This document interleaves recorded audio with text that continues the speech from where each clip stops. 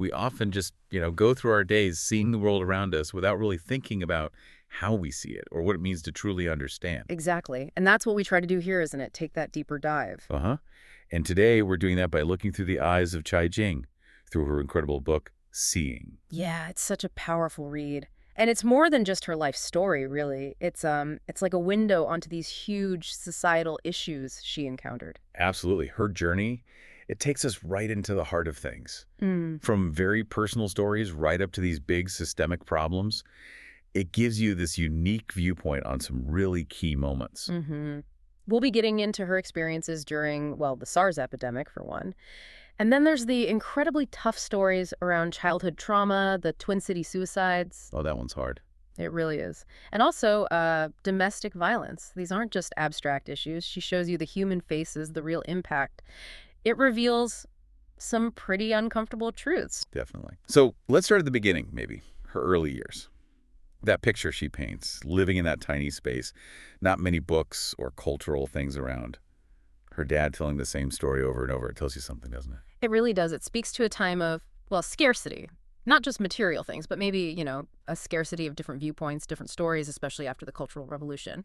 But even then, her drive, it's already there. Yeah, that persistence she had, getting that job at the Hunan radio station, kind of pushing against the system, it wasn't exactly easy back then, was it? No, not at all. You have to picture the media scene then, very structured, very top-down.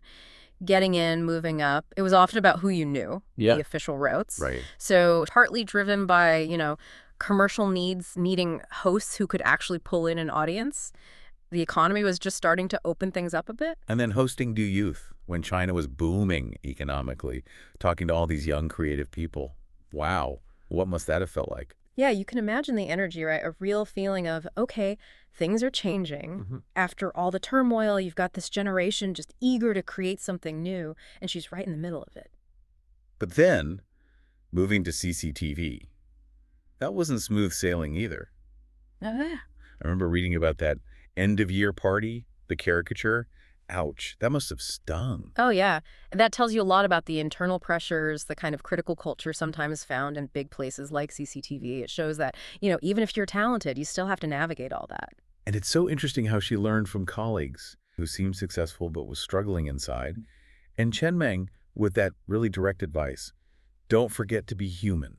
Exactly. And what answer do you expect? Such grounding questions for a journalist. Kui Young-yeon's story, it just shows, success isn't always what it looks like from the outside. And Chen Meng's advice, it pushes you beyond just asking questions to thinking about why you're asking them. What's the real purpose? Right.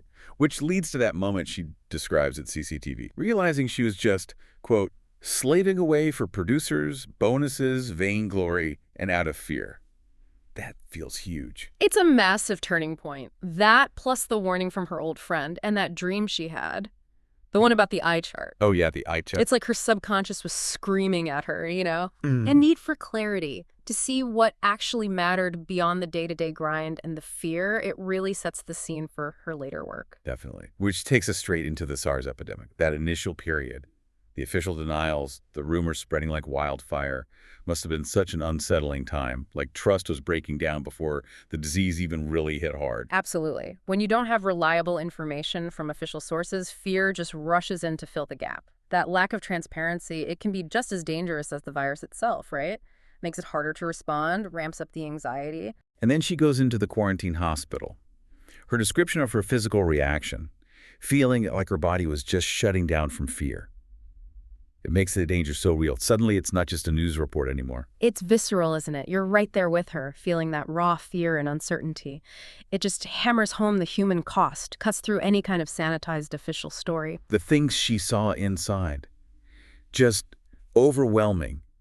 The sheer number of patients, the medical staff completely exposed without proper gear, the absolute despair. That detail about the man with the phlegm towel. Horrific. And the young man who just wouldn't speak. These small details, they say so much about the suffering. They really do. These aren't numbers. They're people in immense distress. And it shows the incredible strain on a health system, just completely unprepared. And the bravery of the people working in those conditions. Unbelievable. Even the description of the disinfection efforts at the university, it sounds almost, well, chaotic. And Beijing becoming a ghost town. Chan Avenue completely empty. It paints this picture of a city just gripped by fear. Yeah, total disruption of normal life. That deep anxiety that could empty out a huge capital city like that. The editor comparing it to the Cassandra Crossing. Yeah. That really captures the sense of doom, like warnings weren't heard. And those encounters she had, wire eyes, giving that brutally honest take. And the woman at UN Hospital with that cynical question, moments that just strip away any pretense. You feel that skepticism people had, born from what they were actually seeing. Right. These are people living through the crisis right on the front lines. Their reactions, the rawness of wire eyes, that woman's weariness, they show you a reality that official reports often try to smooth over. Zhu Husong's account from the emergency ward, saying they protected ourselves with our spirits, our bare hands, the hospital director feeling totally helpless, the doctors who got infected and died. It's just tragic. It is so incredibly tragic. And those empty blue chairs outside the hospital, what a powerful image. A silent protest almost. A symbol of the loss, a tribute to the healthcare workers who were sacrificed in a way, and a reminder of the systemic failure. You really get the sense that SARS was this defining experience for her, forged a deeper understanding of how systems can fail and the human price of that. Yeah, absolutely. Okay, let's shift to another incredibly difficult topic she covers, the Twin Cities suicides. This story is just profoundly disturbing. The way local officials tried to manage the story even before the investigation really started. It's chilling, isn't it? It shows a system where managing appearances, controlling the narrative, seems more important than actually understanding why such a tragedy happened. Containment over inquiry. And the story of Miao Miao herself. The rumors flying around, the constant bullying she endured, that slingshot incident being falsely accused, her attempts to hurt herself, and then ending with her death at that party. It's just a cascade of cruelty. It really highlights the devastating effect bullying can have, especially when there's no support system. The rumors, the accusations, they create this toxic environment where a child feels completely trapped, utterly alone. Lil Yang's perspective is so complex, isn't it? Filled with guilt, but also this understanding. When he says, she had no way out, but she still had self-esteem. I understand her, which is why I'm also heartbroken. Wow. Wow. And admitting the role of shaming. It's incredibly perceptive for someone so young. That empathy he shows for Miao Miao, even while he's clearly struggling with his own feelings, maybe his own part in it. Yeah. And yeah, the mention of shaming, that points to how powerful public humiliation can be in that context. And the teachers. They seem so lost. The principal talking about psychology training from, 1982. And the other teacher telling a sad child just to bear it. It shows a huge gap, doesn't it? A failure to give adults the tools they need to help kids with their emotional lives. Exactly. It wasn't necessarily malice, maybe just a profound lack of understanding, of resources, of training. The system just wasn't equipped, so they fall back on telling kids to just suppress it all. But then, the TV program she made actually had an impact. Kids writing in saying they felt understood for the first time.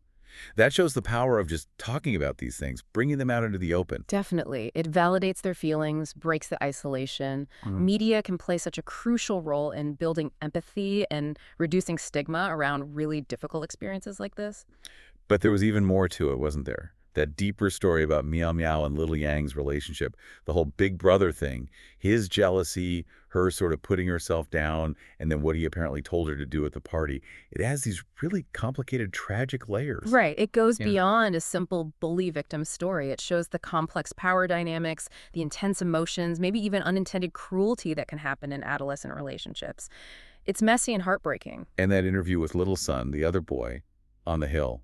His isolation, carving 5/19 Miao's death date into the ground. The feeling of guilt hanging in the air. It's so unresolved, haunting. Yeah, it really sticks with you. It's a reminder that some stories just don't have neat endings.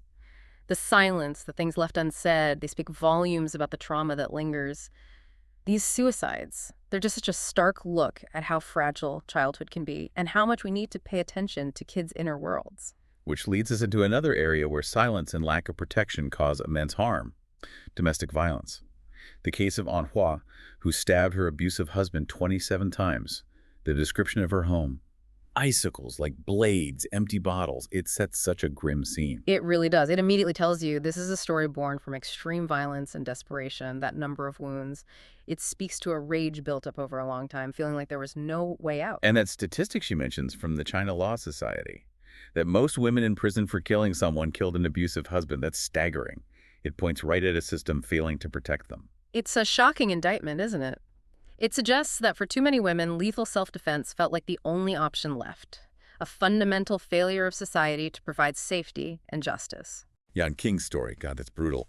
Arranged marriage, the beatings with belts, shoes being tied up, whipped the knife to her throat.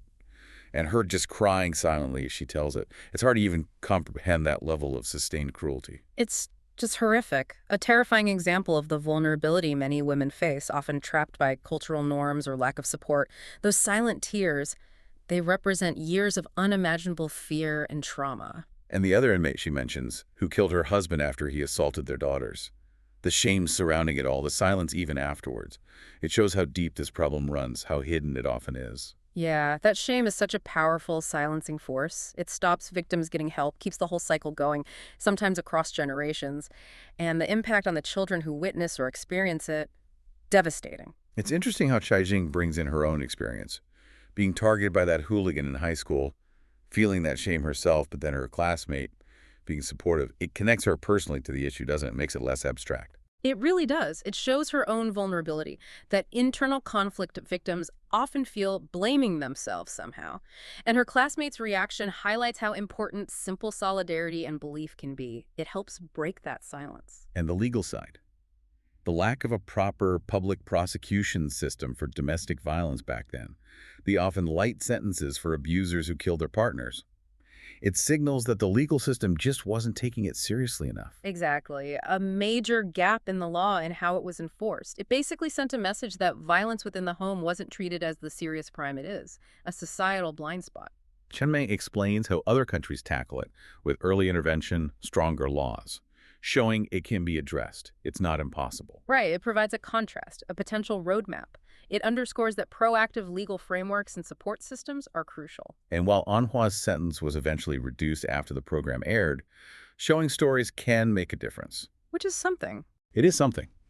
But the slow progress on laws, those dismissive comments about victims being dregs of village society, it shows how ingrained the resistance to real change was. Absolutely. Individual cases might see some movement, but tackling the deep-rooted patriarchal attitudes, the cultural biases, that's a much longer, harder fight. And in the case of Kim Lee and Liang, that really drives home that this isn't about class or education. It happens everywhere. And Liang trying to justify it by talking about his own childhood. Yeah, that adds another layer. It challenges stereotypes and hints at how cycles of violence can perpetuate, though, of course, it never excuses the behavior itself. His mixed feelings, admitting he needed help.